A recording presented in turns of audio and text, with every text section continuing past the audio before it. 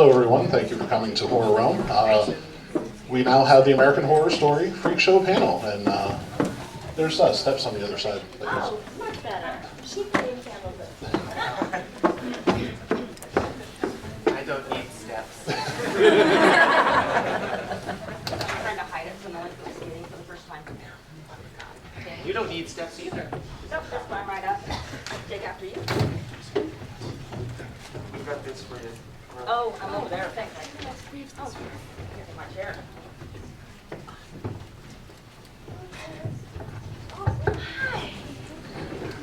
So we have Erica, Naomi, and Rose.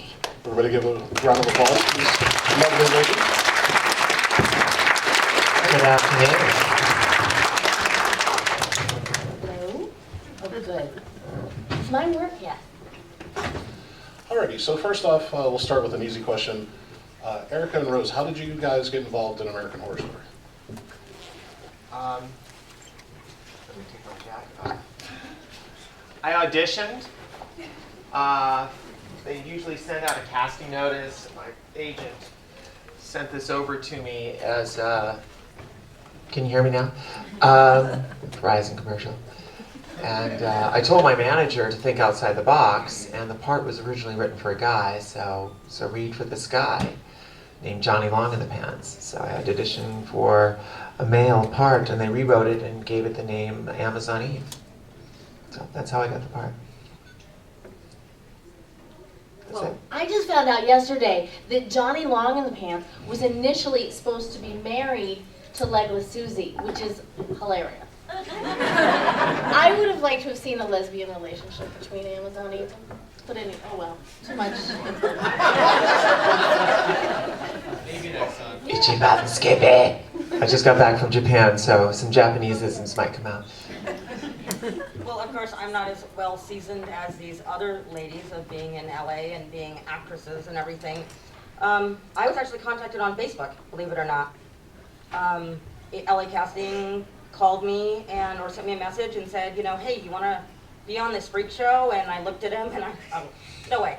I'm not into exploiting myself, you know. I have my disability, but, you know, I'm not going to go out and be like a freak. So they said, no, wait, you got the wrong idea. Listen to us. I'm like, okay, how would you like to work with Jessica Lange, Kathy Bates, Evan Peters, Angela Bates? They went on and on. I mean, I was sold when I heard Kathy. So they actually asked me to do a little audition tape because they wanted to make sure that I was mobile and able to speak. So they actually, from your season 2, when you had your part with Dr. Arden, I actually did that little skit, not as lovely as you did though. I mean, actually seen your piece after I did mine, so I was like, Oh, after? yeah, after, yeah. So yeah, I sent it to Ryan Murphy, and a couple weeks later he asked me, would you be willing to come out to New Orleans? And I asked him, can I bring both of my children, please? And he said, well, as long as they don't get in trouble. So we stayed for 6 months, so we did good. Do you still have the video of your audition tape? My audition tape, I do. I do want to actually. see it. You do? Yes. Well, when we get back, I'll show you. Okay, awesome. All right. So Naomi, your portrayal of Pepper in Asylum, what made them decide to bring her back for Freakshow? Well, I'd like to think it was you guys, because, you know, let's face it, we're usually about 5 episodes ahead of you watching, so you gotta figure, episode 9, I believe, is when Pepper comes back from the alien invasion, or maybe it was 8, yeah, 8, so basically it was like episode 3 when the Peppermania sort of started to like really hit, and they'd already like written my death in. And so it was like basically they figured out too late, like, oh, this character's really popular, and then we just killed her. And not just killed her, but we killed her like off screen. So anyway, basically I think that maybe, you know, they started to see all the gifts and the Pepper for President posters and the, you know, Pepper tattoos on Fran's limbs and all of that kind of after the fact, and they realized, you know, we need to maybe give this little character a little more. Especially, you know, with Twitter and Facebook and everything, you know, everybody's, you know, kept going on and on. Where's Pepper? More Pepper? please pass the pepper. And so, I think that's probably why, And besides, actually it was Jessica's idea to do Freakshow. And I'm sure that that's when they thought, well, shoot, if anybody kind of belongs in a freak show, it's Pepper. I mean, let's face it, she's based on Schlitzie, who, of course, was, in the film Freaks, if you guys haven't seen it, the 1930s film, which, of course, Freakshow, there's a lot of, oh my God, what's happening? Oh, it's heat. I thought maybe it was an earthquake. Anyway, we're not in Los Angeles anymore. No. Okay. No, we're not. Anyway, I just, that's all. So talk about the process of transforming you into Pepper. Well, it's about a 2.5 to 3 hour process. It consists of prosthetic nose, brow, ears. There's of course teeth and a fake lens, eye lens that they put in. And then of course the arms. And then if you want to come by my table, I'll show you actually a shot that we took when we did the Freak Orgy in episode 1. They actually made a whole sort of man chest for me. Kind of creepy. Which of course they did that. I basically had to just stand in a big thing of plaster for, stand still naked in a room of men for 20 minutes. It's fine. Typical Tuesday. But You enjoyed it. I loved it. But with that after that, then they of course had the mold, basically my flat chest bust in their studio with which to make an even flatter man chest, which you can see upstairs. Or is it downstairs? I don't know where we are. I think we're on the same floor. I think we're in California. That's even, oh my God. So Rose, your character, Legless Susie, do you see some of your strengths, weaknesses, struggles, and triumphs in your own life to the character? It was interesting when I first was approached by the character and how they described her by saying that, she was very shy and very timid and not very confident. I told them I don't know how to do that because that's opposite of me. I'm a very confident person naturally, very outgoing. So for me to actually do Susie, it was kind of a challenge because I had to really, scale myself back completely. But doing the show and understanding, the idea of a freak show in the 1950s, and for myself not being able to have Americans with Disabilities Act to help protect me, for me to be, to be equal to anyone. I can't imagine what it was like back then, other than what I experienced on set. And if you ever, I assume everybody has watched, I can't remember the actual episode. Was it episode 4? It was my episode, right? Episode 4. Anyway, Susie is out panhandling, and people are walking by, and they're shunning me. It was really my true feeling of what it would have been like if I was actually there in 1950 at people walking by and not giving me any money and me begging on the streets. I was just, wow. So I was thankful that I was able to do Susie, because it really opened my eyes and it made me be more blessed at where I'm at and where I live. I remember seeing your interview, seriously. I'm sure you guys have all seen their interviews Ryan Murphy produced. It was little vignettes where they spoke, and they're really inspirational. But especially I remember yours, Rose, when you were talking about how, your self-image can be affected. And that's why being this confident, strong woman is so especially impressive, because you talk about, you lose half your body, you lose half your image, you know what I mean? Right. You feel like half a person. Mm-hmm. And you're so not, you are a full, you're not missing anything. Thank you. And it's, so anyway, watch those if you haven't. Erica's too. You're 100% awesome. Yeah, seriously. Thank you so much. Thank you, guys. Erica, I've read that you've been called a hero / trailblazer, whatever you want to put the title for the transgender community. What are your thoughts about being labeled a hero? We don't need another. She's going to do that to me for the rest of the weekend, I know it. I come from a law. I started, I guess, some undergraduate work doing theater and acting, and I wanted to be an actor either in New York or LA eventually, and you have to move to one of these locations. At some point in my career, I gave up on being an actor. I went to law school, and I worked for law firms downtown Los Angeles, and done a lot of litigation cases. I struggled with this gender issue all my life. Sometime around 2004, I attempted suicide, and well, it was actually Christmas Eve, 2003, so right January 1st, I made a decision to change my life, and I decided to transition. I wasn't going to do it because I didn't think I'd ever be passable. I didn't think I'd ever be a model. That was beyond my furthest expectations. When I transitioned, I decided to use my privilege, because I am privileged. I come from, a bit of privilege. Both of my parents are very educated, to help transgender people find health care and their civil rights.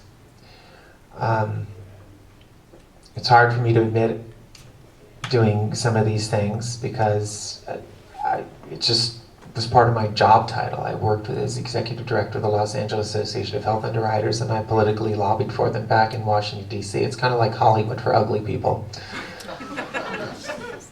And it just managed to affect a lot of change. And I wanted to be an actor, and all of a sudden, not chasing this thing, it now comes after me. And American Horror Stories pretty much changed my life. So it's been a blessing, and I'm very grateful. Thank you. I would also say, and I think you guys all would agree, passable, are you kidding me? Like, she had to hit me over the head with it. Like, I remember, she's an amazing cook, and she had me over to her, her room, because we were all in this sort of, freak dorm hotel. And she had made this meal and lots of orgies. Method actors. So I'm eating, and she's talking transgender this, transgender that, we, and I was like, I'm not transgender. Like, I felt like I needed to tell her that because I was like, I don't even understand what you're talking about. And she's like, no, but I am. And I was like, I mean, in that week, I think I'd met Rose. It was like, everywhere I went, it was like, what? Like, it was, yeah, it's blew me away. Not in the orgy way. Yes, it did. Well, at least the orgy wasn't your first scene. That's true. That was mine. You gotta let Rose tell that story, please. Please do. Okay, so as everyone knows, my acting experience is, okay. So my first scene on set is the orgy scene. I go to set, I get in costume, get my hair done and everything. They hand me this paper that talks about sex and nudity and all kinds of weird stuff. So I'm like, okay, I have to sign it? Okay, I'm signing it. What am I doing, Go to set, and here I meet Erica for the first time. All, 7 feet of you, 8 feet? Was laying on the floor looking sexier than ever, okay? And I was supposed to go from her right side across her body with this book of matches, okay, to light her opium pipe. Okay. While we're doing it. Remind you, I come from Pueblo, Colorado, so we don't see a lot of Ericas where we're from, There aren't a lot of Ericas. Yeah, so that's when I discovered who Erica was, and she probably knew that because all the matches went all over her top and down into your bosom, and I apologize for that. But it was really nice meeting you like that. And you just saying, Rose, you could just touch me all over up here, down there. I was just, okay, touch you, okay. I remember feeling the same way though, thinking, I am really glad that I have an entire season under my belt, and I know that this is a legit show and a good thing. I didn't, because otherwise, had you not known, you literally would have been like, I think I just walked into a porno. Right, yeah, that's pretty much what it looked like. It was talk about trial by fire. Well, and and she did a Ryan- great job, by the way. Ryan Murphy, Ryan Murphy was actually directing that bit, and I remember, he was outside the room, and he kept kind of shouting direction at us. And I remember just hearing Erica had her leg up, of course, like a stripper pole, and they had Drew, who's one of the little people, swinging around it like a stripper. And he was literally kept shouting like, "Hump the leg! Hump the leg!" Oh, and then, oh God, wait, there's children in the room. What's happening? What happened? Oh my God, it's possessed! Where's Ralph? Hold on. Oh, somebody's foot. That's exciting. Your own foot? I think I was doing okay. No, but yeah, Evan made a suggestion that made me blush, and I did it because it's Evan, and I knew that it was like every teenage girl's fantasy. Like I was getting to live basically what most the younger female population would live for. And yeah, I remember afterwards calling my boyfriend being like, I feel dirty. Insert wet sucking sounds. Well, at least, and when I went, my scene, right, in the beginning, I was very uncomfortable, so I go out to Mr. Murphy, and Mr. Murphy, I don't know what to do. And he looks at me. It's an orgy. Do what comes natural. I stood there and went, that's the problem, nothing's coming natural to me. Well, and I was, I've got my character in mind, and I know this character very well, because I've, had 2 years with her. And I was like, well, I think of Pepper as very innocent. I don't even imagine her in an orgy. So I was like, what would I do? Probably play patty cake with somebody's behind, you know what I mean? And that's what Salty stole, while I got to do the heavy lifting with Evan. No boy. Again, no complaints. Just one for the team.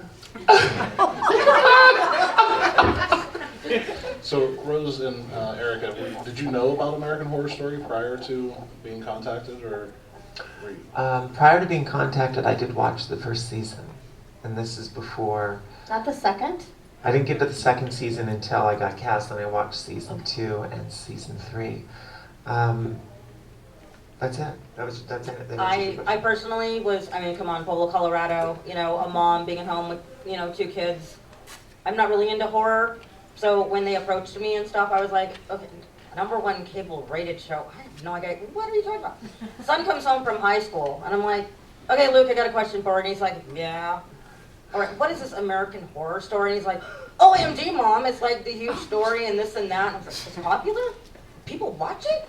Really? Oh yeah, it's on Netflix, it's on this channel and that channel. And I was like, oh. So what would you think if Mom was on it? And he's like, yeah, right. So, he walks into the kitchen, grabs something from the fridge, comes back out, and he's like, seriously? I'm like, uh-huh. He goes, Emma Roberts is on that. Oh, and it's just going off and off and off, and this and that. And you know what? Can I tell a little story about you? Okay, so when we first met Naomi, she was always dressed as Pepper, so we really didn't know what she looked like, at all. And anyway, fast forward a couple seasons, and my son was watching, I don't know, E! Entertainment or TMZ or something on TV in our apartment/hotel room. And he's like, hey Mom, Naomi's coming up, we're gonna be able to see what she looks like. All of a sudden, my son, you hear him fall out of bed, and he comes running in there like a charged teenager. He's like, Mom, you didn't tell me she was hot. I'm no Emma Roberts. But you were hot. Thank you. So wait, I have a question. Are your kids the coolest in school now? Not that they weren't already, but what do kids say? Oh my God, your mom is is one of the stars of American Horror Story. Coming from a small little town, my kids, definitely, they shot up in popularity at both their schools. One in high school and one in elementary school. High school, it was just, everybody's just, oh my God, Luke, and he was a freshman when he went in, and this year when he missed, 3 or 4 months of school, but he's a sophomore now, and he started in January, and I mean, all the girls are like flocking to him, and he's like, you know, Mr. Stud Muffin, and thinking he's all that for the ladies. You know, Shelby, she missed her first part of second grade, but they had a seat there for her, and they wrote Shelby on the desk, and all the kids, you know, interacted with, like she was really there, but they all knew she was out, you know, doing a TV show. So when we came back in January, the teacher asked if we could do a presentation, and we did, and we brought in a lot of photos, and I'm sorry you guys were not recognized, but Neil Patrick Harris won. He was the most popular, because, you know, he's the Smurfs guy. Yeah, all the kids just jumped up and down, and yeah. So Shelby definitely has popularity, and so does Luke. That's cool. So Erica, one of my favorite scenes is when you and Dell sort of fight. It's not much of a contest. Talk about working with Michael Chiklis and sort of setting that scene up. Can I take this out of this mic? You sure can. Yeah, because I'm actually used to holding these things. I do a little stand-up comedy in my life. Yeah, it's not going to fall down, is it? No. Do we have a gremlin down there yanking on this thing? That's what I was saying. I know, there's a little gremlin down there. All right, you asked me about Michael Chiklis. I was actually taking some Krav Maga, and I invited Luke over to help, and not to kind of have him participate, you know, with us, because he's never taken a martial arts class before. And to take on Michael Chiklis, I needed to get, like, combat ready. Luke is her son. Luke, oh, by the way, Luke is her son? Yes. Okay. And 16-year-old going on, oh my God. Anyway, we took him in there, and Matt wasn't there, and I had to take on the whole class. There was a little thing that we were doing where we had to go from one end of the room and go across the other side of the room, and the entire class has to stop you. And Luke got to see me do that, and the whole class was a bunch of men.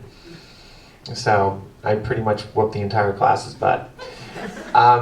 I found out martial arts is very counterintuitive to fight scenes, and Michael Chiklis took me under his wing to show me how it's done. It's very choreographed.